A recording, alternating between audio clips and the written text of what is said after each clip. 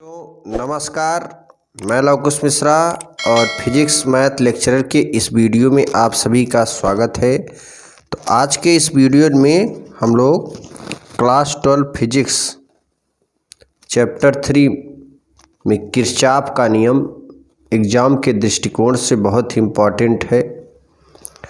और जहाँ तक है इस बार एग्ज़ाम में यूपी बोर्ड के एग्ज़ाम में आ सकता है, MP board, Jharkhand, Bihar board, सभी सेटों में आता है। तो यहाँ पर हम लोग किरचॉफ का नियम जानेंगे। क्या है किरचॉफ्स लॉ? देखिए, जो किरचॉफ का नियम है, किरचॉफ्स लॉ है, किरचॉफ ने निम्नलिखित दो नियम दिए हैं। प्रथम नियम या संधि का नियम या धारा का नियम। तो प्रथम नियम को संधि का नियम या धारा का नियम कहते हैं। प्रथम नियम या संधि का नियम, धारा का नियम क्या होता है? किसी विद्युत परिपथ के या विद्युत परिपथ के, कोई परिपथ है, जैसे घर में आप जो वायरिंग की गई होती है वो विद्युत परिपथ है। तो किसी विद्युत परिपथ के किसी संधि पर मिलने वाले धाराओं का बीजगणितीय योग शून्य होता है। इसका क्या मतलब है, जरा जान लेते हैं।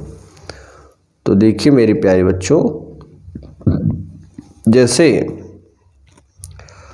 अभी ट्रांसफार्मर से घर में जब लाइट आती है, ऐसे मान लीजिए कि पहले ट्रांसफार्मर में लाइट आती है, बिजली आती है, करंट आता है। उस ट्रांसफार्मर से सभी गांव के सभी आदमी बिजली लेते हैं अपने घर को लगाने के लिए। तो जब हम एक बिंदु से कई लोग उस बिंदु से जुड़े हों तो इस प्रकार के जो बिंदु है वो संधि कहलाते हैं। तो यहाँ पर वही बात लिखी गई है कि किसी विद्युत परिपथ के किसी संधि पर मिलने वाले धाराओं का बीजगणितीय योगफल शून्य होता है, यानी सिग्मा आई बराबर 0। यहाँ पर देखिए ऑलरेडी फिगर बना के रखा हुआ है कि इसमें इस बिंदु O पर कई धाराएं आ रही हैं।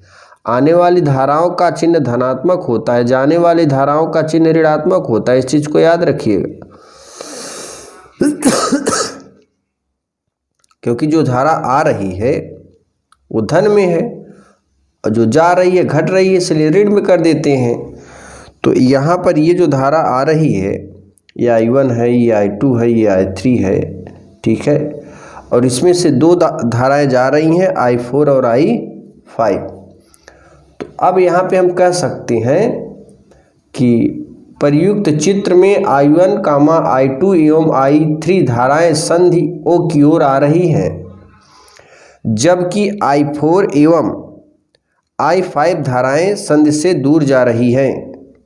चिन्ह परिपाटी के अनुसार संधि की ओर आने वाली धाराओं का चिन्ह धनात्मक होता है तथा संधि से दूर जाने वाली धाराओं का चिन्ह ऋणात्मक होता है। यहाँ देखिए, चिन्ह परिपाटी के अनुसार संधि की ओर आने वाली धाराओं का चिन्ह धनात्मक तथा संधि से दूर जाने वाली धाराओं का चिन्ह ऋणात्मक होता है। आगे देखिए, किरचॉफ का प्रथम नियम। किरचॉफ के प्रथम नियम या संधि का नियम या धारा का नियम क्या कहता है? तो किरचॉफ का जो प्रथम नियम है मेरे प्यारे बच्चों, इसमें लिखा गया है कि जो हमने कहा जो धाराएं आ रही हैं वो धनात्मक है और जो जा रही हैं ऋणात्मक है, और सभी को जोड़कर कितने के बराबर कर देते हैं? 0 के बराबर। तो यहाँ पर I1 plus I2 plus I3, ये तीन धारा आ रही हैं इसलिए धन में है, और दो धाराएं जा रही हैं इसलिए ऋण में है। तो इन दोनों को ऋण में है तो उधर कर देंगे, तो ये हो गया हमारा positive. I1 plus I2 plus I3 बराबर I4 प्लस I5। तो ये है किरचॉफ का प्रथम नियम। संधि की ओर आने वाली धाराओं का योग बराबर संधि से दूर जाने वाली धाराओं का योग। जो धारा आ रही थी I1 plus I2 plus I3 और बराबर जो धारा जा रही थी वो I3 प्लस I4 के बराबर थी। धाराओं का योग। वास्तव में किरचॉफ का प्रथम नियम आवेश संरक्षण का नियम होता है। ठीक है, वास्तव में जो किरचॉफ का प्रथम नियम है मेरे प्यारे बच्चों, वो आवेश संरक्षण का नियम बोला जाता है।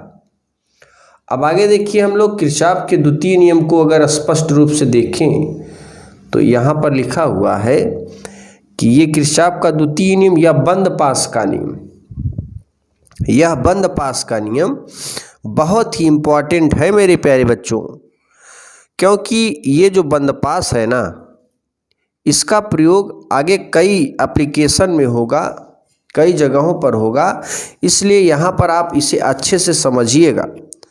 और जहाँ तक मुझे अपना इस अनुभव है कि आपको ज़रूर समझ में आएगा यह टॉपिक, और हम समझा कर ही दम लेंगे। तो देखिए यहाँ पर जो डिफिनीशन लिखी गई है, किसी विद्युत परिपथ के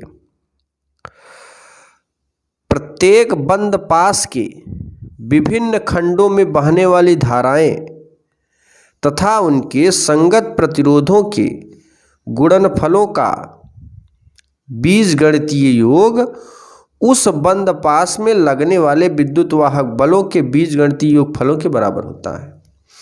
यानी यहाँ पे प्रत्येक बंद पास में, ये देखिए सूत्र मैंने लिख दिया, यहाँ पे जो डिफाइन किया है थ्योरी, उसी का ये शॉर्ट में न्यूमेरिकल है। तो कहने का मतलब ये है कि जो विभिन्न खंडों में बहने वाली धारा है तथा उनका संगत प्रतिरोध का गुणनफल का योग तथा सेल में जो विद्युत वाहक बल है उसके बीजगणितीय योगफल के बराबर होता है। अब इसे हम बंद पास से अगर देखें तो क्या इसमें मिलेगा, जरा इसको समझते हैं। जरा ध्यान से देखिएगा मेरे प्यारे बच्चों, this is very important theory. अब देखिए यहाँ पे मैंने ये बंद पास ऑलरेडी बना के रखा है। यहाँ पे दो, एक सेल ये है, दूसरा सेल ये है, इधर कोई बाह्य प्रतिरोध है। तो इस सेल से एक रेजिस्टेंस जुड़ा है, बाह्य रेजिस्टेंस R1। इस सेल की जो विद्युत वाहक बल की दिशा है वो धारा की दिशा होती है, यानी जो E1 की दिशा है यहाँ पे, वो हमेशा धारा की दिशा बात करेगा, याद रखिएगा। E1 की दिशा धारा की दिशा बतलाता है, ठीक है ना। तो ये जो हमारा E1 है, ये जिस तरफ धारा बहती है उसी तरफ E1 की दिशा होती है। यहाँ पर E2 है, दूसरा सेल है, इसलिए इसके विद्युत वाहक बल को E2 से, और इसकी भी दिशा इधर ही देख रहे हैं क्योंकि इसकी दिशा वही होगी जो धारा की दिशा होगी। और यहाँ पे इस सेल में जो बाह्य रेजिस्टेंस जुड़ा हो कैपिटल R1 है, इस सेल से जो बाह्य रेजिस्टेंस जुड़ा है कैपिटल R2 है, और एक अलग रेजिस्टेंस है यहाँ पे R3। अब देखिए इसमें इस पहले सेल में जो धारा बह रही है वो क्या है, I1, ठीक है, और इस सेल में जो धारा बह रही है वो I2 है। और दोनों सेलों से जो धारा इधर आ रही है यहाँ पे मिल रही है, यानी I1 I2 दोनों धाराएं एकत्रित हो रही हैं यहाँ पे।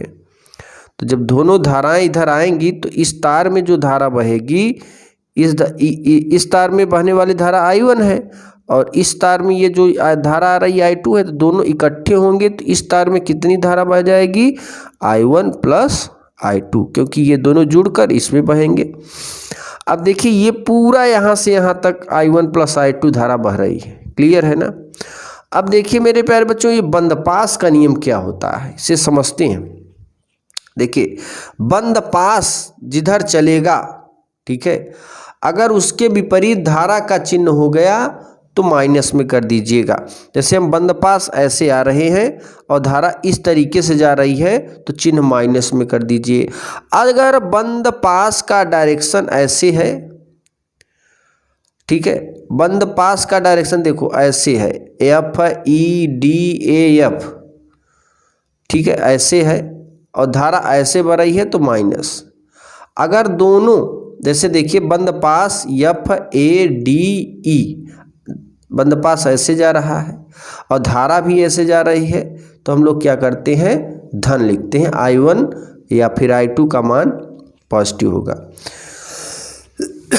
अब देखिए जरा इसमें हम बंद पास लेते हैं, ठीक है, ये देखिए ये बंद पास ले रहे हैं, F A D E F, देखो यहाँ पे लिखा है बंद पास F A D E F, ऐसे आ रहा है बंद पास।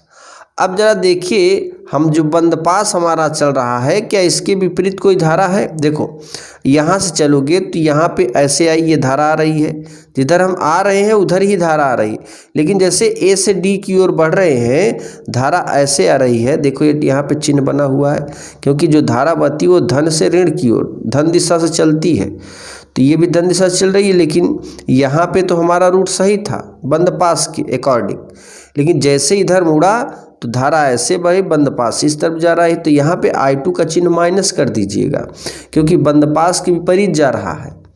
लेकिन ये जो है ये बंद पास के अकॉर्डिंग आ रही है धारा, ये वाली I1 धारा, इसलिए I1 पॉजिटिव होगा लेकिन I2 निगेटिव होगा। दूसरी चीज, सेम वही चीज विद्युत वाहक बल होता है। अगर विद्युत वाहक बल बंद पास के विपरीत जा रहा है तो इसका चिन्ह माइनस हो जाएगा, अगर बंद पास के अकॉर्डिंग जा रहा है तो पॉजिटिव होगा। जैसे देखो इसकी दिशा इधर ही है धारा की दिशा के, तो ये E1 भी पॉजिटिव होगा, I1 भी पॉजिटिव होगा, ठीक है। लेकिन यहाँ देखो ये बंद पास ऐसे आ रहा है तो I2 भी निगेटिव हो जाएगा और E2 भी। तो इसका देखिए ये फार्मूला लिखा हुआ है।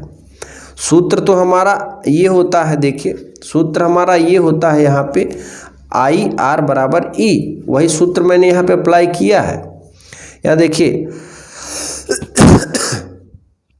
अगर पूरे बंद पास में बात करें तो जैसे F A D E F, तो पहले हम ये वाला सेल लेंगे, ये वाला सेल, ठीक है। इस सेल में बहने वाली धारा I1 का चिन्ह पॉजिटिव और इसका बाय रेजिस्टेंस R1, तो I1 R1 plus I1 R1।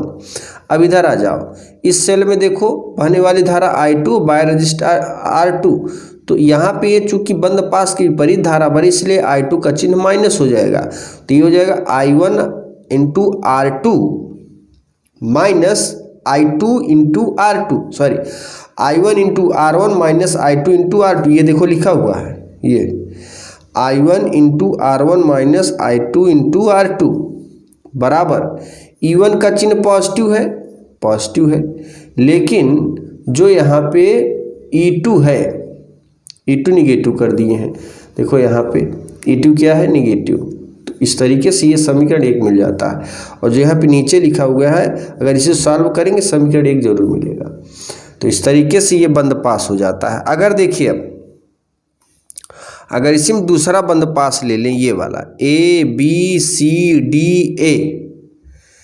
तो इसमें आप देख रहे हैं धारा ऐसे चल रही है और इसी की दिशा किधर आ रहे हैं, तो इसका क्या हो जाएगा, इस सेल में धारा I2 प्रतिरोध R2, तो I2 R2। अब A से D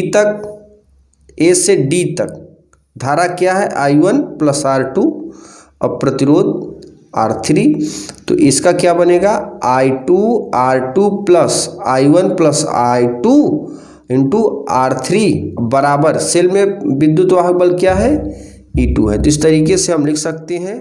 देखिए मेरे प्यारे बच्चों, यहाँ बंद पास ABCD जो भी मैंने बताया वही चीज़ जो भी बोला था वही लिखा हुआ है।